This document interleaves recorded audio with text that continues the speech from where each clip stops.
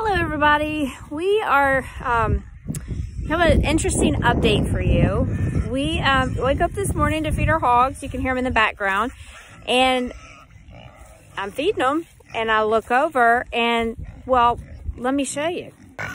Okay, here she is. This is Pookie. Pookie had 7 piglets overnight. 7 of them.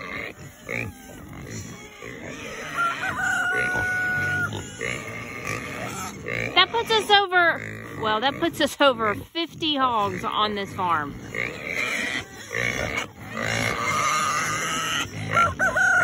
I'll let you watch her do her magic.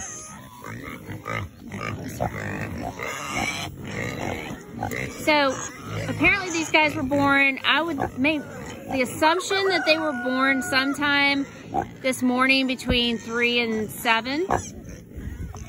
And it's vital for them to get that colostrum from their mom. And so far we've been watching, all of them are nursing. And she managed to keep them alive during the coldest part of the night, which to me is a miracle. We had no clue these guys, well, I just didn't even know she was pregnant. I mean, she's a potbelly. So we just assumed that was just her little potbelly and didn't think anything of it. Plus, we haven't had her with Whippet that we were aware of. We've castrated all of our hogs in this area. And when I saw that this morning, I thought, maybe we missed one. Then I got thinking about it. I was like, well, they would have certain behaviors if we had missed one and I hadn't seen those behaviors, such as, you know, when these hogs go in their estrus cycle, they tend to butt their back ends up to a male so that he can sniff them, and then the male goes wild, like hog wild. Have you ever heard that term? Well, if you've ever seen this happen, then you'll understand where hog wild comes from. Didn't see that with any of these hogs that we have castrated. So I got to thinking about it some more. And do you remember a few weeks ago when we had so much trouble trying to contain these guys, and we were really frustrated because our electric fencing wasn't working and we were trying to figure out this paddock system we're doing, and turns out we think that Pookie, there were like 3 or 4 of these little girls that would go over to Whippet's enclosure and again stick their butts in his face. And we think he got through his enclosure, this hog panel. He was able to climb up enough to maybe mount her and get her pregnant. Of course, I say a few weeks ago. It's more like 3 months, 3 weeks, and 3 days ago. But anyway, so we think that's how she got pregnant.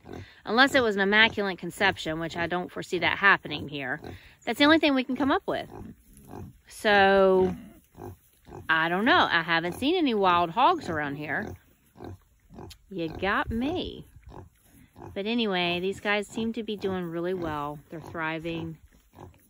And Mom is actually doing a great job taking care of them. We separated these guys out from the rest of the hogs. We filled this up with straw. And it's just an old container that we've cut a little bit of a side out of.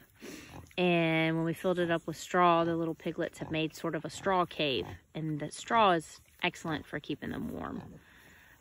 Here at night, it's been getting down in the 40s in Virginia, in this area. So that's a good thing, because if it was in the 30s, I don't know if these guys would survive. But with that straw and Mom helping and not, you know, she's keeping them warm, I think they might make it. So our big news is we have 7 more piglets. Yep. They will be available in 21 days if you were interested. At this point, I might even give them away for free. Just let us know. All right, guys. So that's an update. Oh, look at that. So precious.